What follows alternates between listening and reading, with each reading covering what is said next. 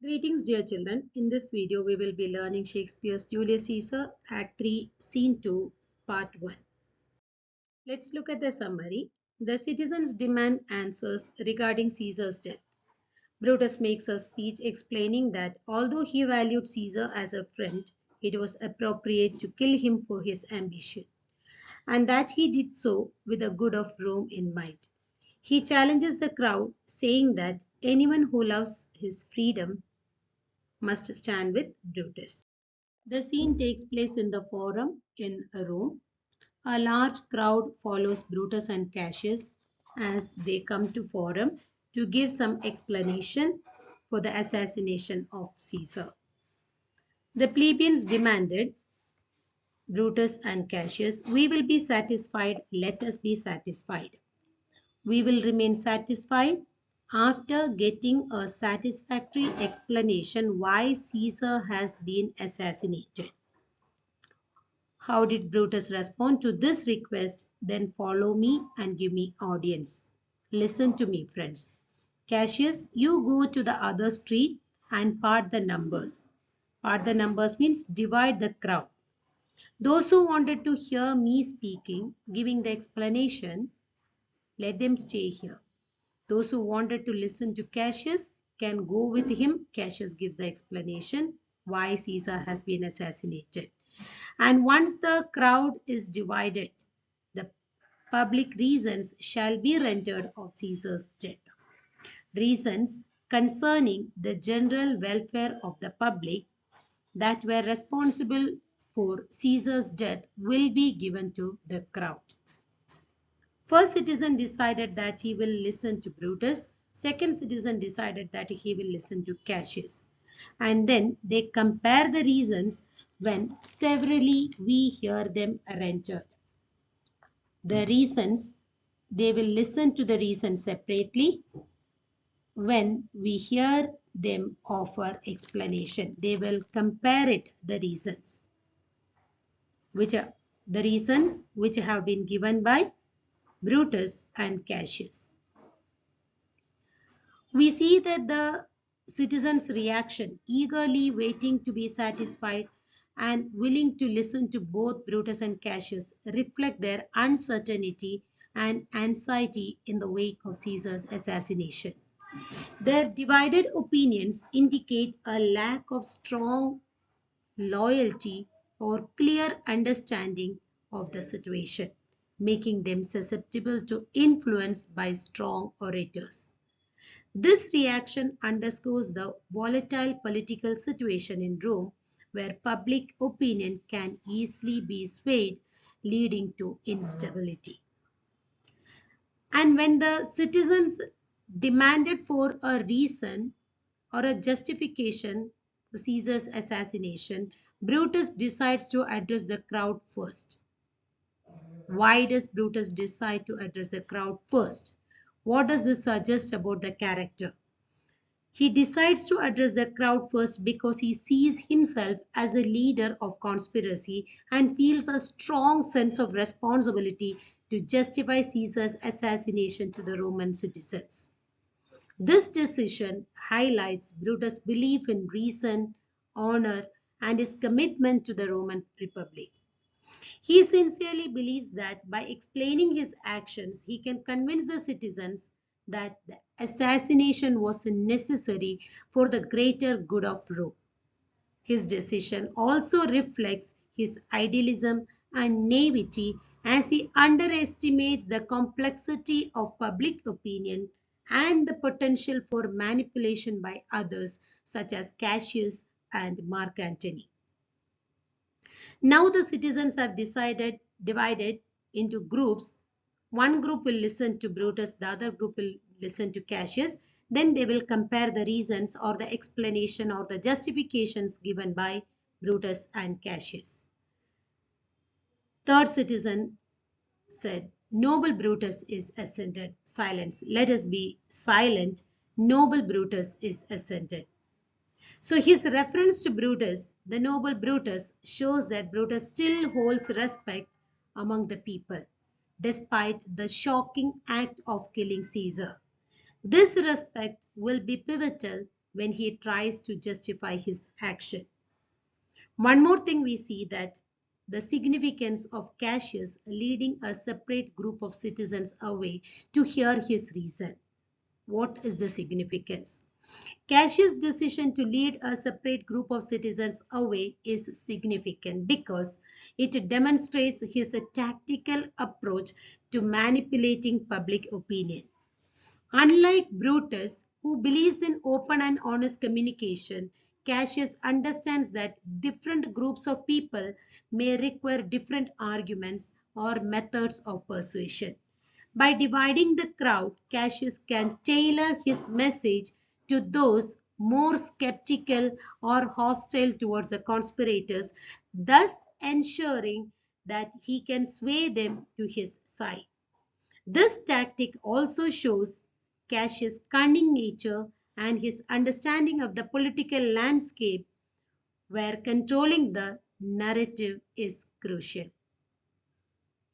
The third citizen calls Brutus noble because Brutus has been widely respected by the Roman people for his integrity, honor, and reputation as a defender of the Republic. This label of noble indicates that Brutus is still held in high esteem by many citizens despite his involvement in the assassination. Brutus addresses the crowd. Be patient till the last. Romans, countrymen, lovers, hear me for my cause. Here he addresses the Romans first and friends later. This arrangement shows that his heart lies with Rome. See here, Romans, countrymen, and lovers. Lovers means friends. Be silent and that you may hear. Believe me for my honor, and have respect to my honor that you may believe. Listen to me for the sake of the cause that I stand for, and be silent that you may hear, so that you can hear what explanation I am going to give. Believe me for my honor, and have respect to my honor that you may believe.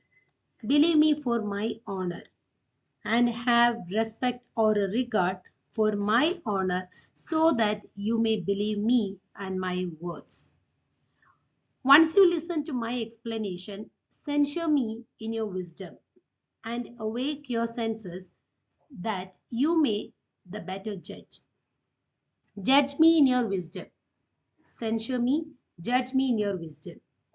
And let your powers of judgment awake your senses. Let your power of judgment be so alert that you may be able to judge me better. You may the better judge. To be the better judge, what you should do? Awake your senses. Let your powers of judgment be alert. If there be any in this assembly, if there is a single person in this group, any dear friend of Caesar, to him I would like to say, what do you wanted to say? Brutus' love to Caesar was no less than his. That particular friend of Caesar, I wanted to tell that Brutus' love to Caesar was no less than his. His love for Caesar was as much as the friend of Caesar. If this is the case, then that friend may demand why Brutus rose against Caesar. Why did you go against Caesar? If he loves Caesar like that of friend of Caesar, why did Brutus go against Caesar? Why I rose against him? This is my answer. My justification is here. From here till here, the justification is given. Not that I love the Caesar less, but that I love the Rome more. My answer is, it is because my love for Rome was more than my love for Caesar. The first key answer. Then he asked a question, had you rather Caesar were living and die all slaves, than that Caesar were dead to live all free men? Would you prefer to have Caesar alive still and all of you die as slaves, or rather to have Caesar dead so that all of you can live in freedom? Which one do you prefer? Then he gives the justification. As Caesar loved me, I weep for him. Caesar loved me, so I mourn for his death, I lament for his death. The second justification, as he was fortunate, I rejoice at it. As he was successful in his conquest, I rejoice. I am very happy. I rejoice at it. The next point is he was valiant, was very brave, courageous. I honor him for that. Since he was ambitious, I slew him. He concluded saying that Caesar was ambitious. That's why he killed him. So here we see in this portion of his speech, Brutus directly states Caesar's nature, one containing only ambition, which Brutus highly believes is really dangerous to not only to the Senate, but the entire Roman Empire. He is also able to spark a certain emotional connection with the crowd as he openly admits his favorable opinion of Caesar, though his love for him is not as powerful as the one he has for Rome itself. There is tears for his love.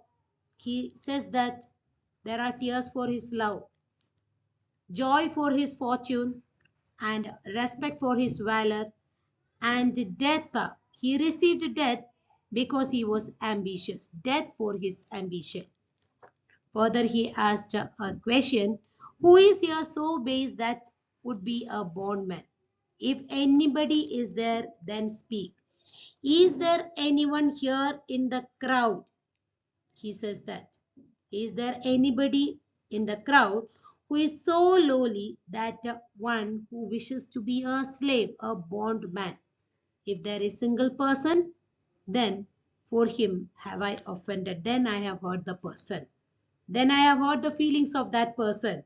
If is there anyone who wanted to lead the life of a slave, then I have offended. The second question is, who is here so rude that would not be a Roman? Is there anybody here who is so uncivilized that he refuses to behave a Roman ought to? If there is such man, then speak, I have wronged that person. And the third question is, if any speak for him, I have offended.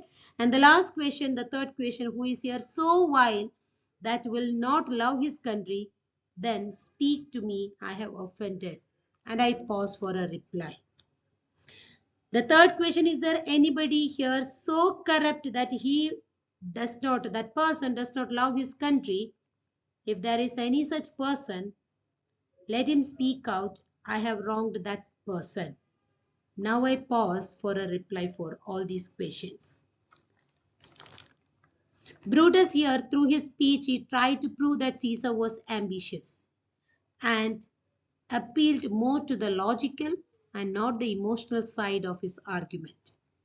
Brutus speaks to the public in prose rather than in verse, presumably trying to make his speech seem plain and to keep himself on the level of plebeians.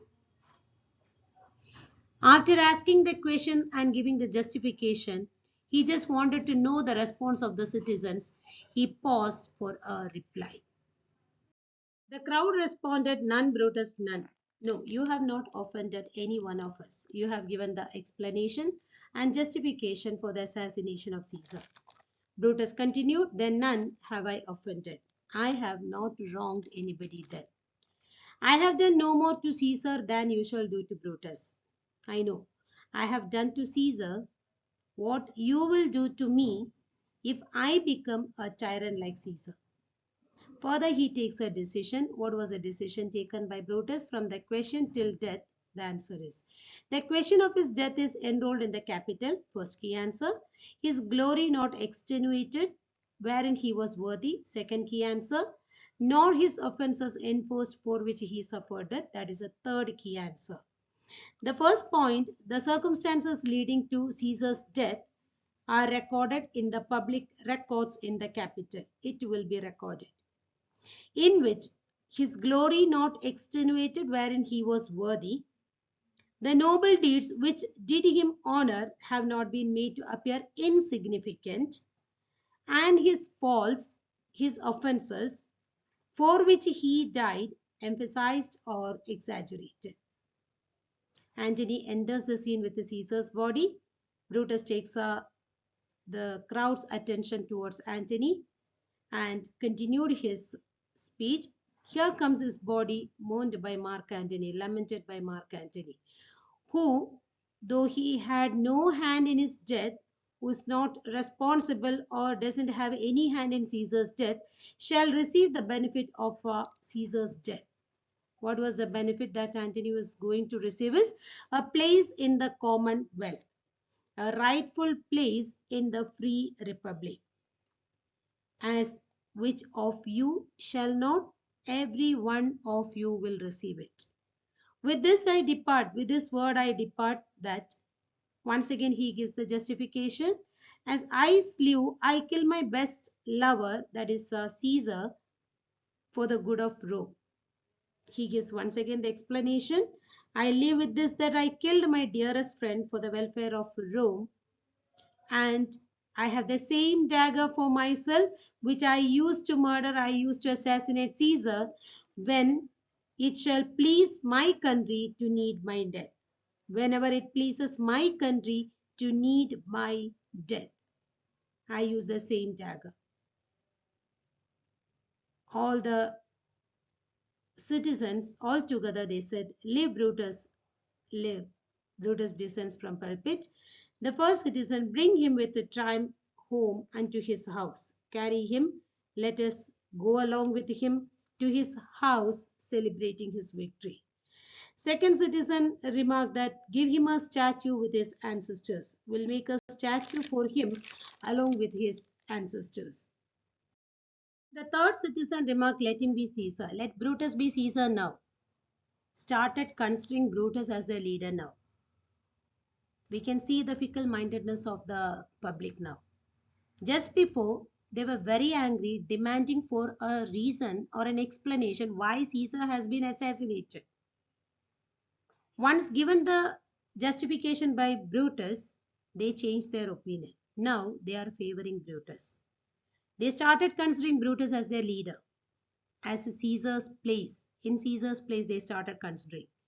Fourth citizen said that Caesar's better. Let's crown Brutus, because he has all the good qualities of Caesar without the bad ones, shall be crowned in Brutus. And the first citizen again remarked, we will take him to his house with all the noisy celebration, shouts and clamors. Brutus was really happy, misunderstood.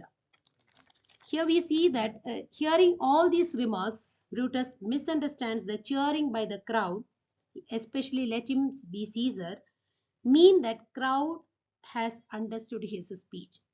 But Brutus failed to understand. He should have realized that the people at the forum are not capable of accepting self-rule, and that they are subject to being swayed by anyone who appeals to their emotions.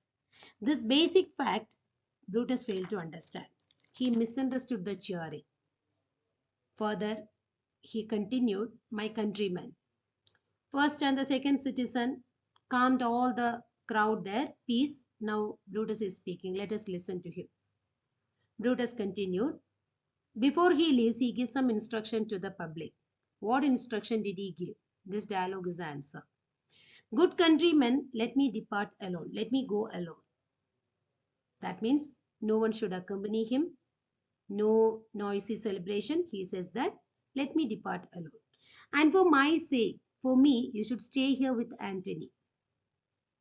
What does he expect the crowd to do further? Do grace to Caesar's corpse. First key answer. Grace is speech tending to Caesar's glories. The next key answer. Which Mark Antony, by our permission, is allowed to make. And the last request is, I do entreat you, not a man depart, save I alone, till Antony have spoke. He says that he is going to live alone, and for his sake, the crowd should stay with Antony. Honor Caesar's body with a proper respect, and attend respectfully Grace's speech, respectfully to Antony's speech, which is concerning Caesar's special, that is Caesar's glory, special causes for honor, which Antony is making. Antony is addressing the crowd with our permission. By our permission, he is allowed to make. With our permission, Antony is going to address you. You should listen to him. And further, he requested them not to leave. Not a man, not single person should leave the place until Antony completed his speech. Before he leaves, this instruction he has given. And in this part, we have seen that the errors of Brutus. The first place, he assumes that since his cause is just, it has only to be presented and the people will automatically believe it. But he failed to understand people do not accept only just causes. Secondly, he mistakenly assumes that, like himself, others too are led by reason. Antony, in fact, later wins over the mob by trickery, emotion, greed. Thirdly, he assumes the existence of same virtue in everyone. He forgets that Brutus forgets that he is speaking to the mob. As I told that he misunderstands the cheering of the crowd, let him be Caesar, to mean that crowd has understood his speech. But he fails to understand the main point. The plebeian's fickleness suggests that Brutus could face a similar fate to Caesar if public sentiments shift against him. This fact he failed to understand. Brutus should have realized that the people at the forum are not capable of accepting self-rule and that they are subject to being swayed by anyone who appeals to their emotions. By entrusting, the fatal error is, by entrusting the crowd to Antony, Brutus makes a fatal error of judgment. His naive belief that Antony will honor the spirit of their agreement cost Brutus all his power in Rome. And in this scene, an important question is there: how does this scene foreshadow the events that will unfold later in the play? This scene foreshadows the eventual failure of Brutus and other conspirators by highlighting the divided and fickle nature of public opinion. The fact that the citizens are willing to listen to both Brutus and Cassius suggests that they are not firmly convinced by either side, leaving them vulnerable to further manipulation, especially by Mark Antony, who will later sway the crowd entirely against the conspirators. The division of the crowd and the separate address also foreshadows the split among the conspirators and the civil war that will follow. Brutus' belief in reason and honor contrasts with Cassius' more pragmatic approach, foreshadowing the conflict between idealism and reality that will lead to their eventual defeat. Part 2 will be uploaded soon, children. Thank you.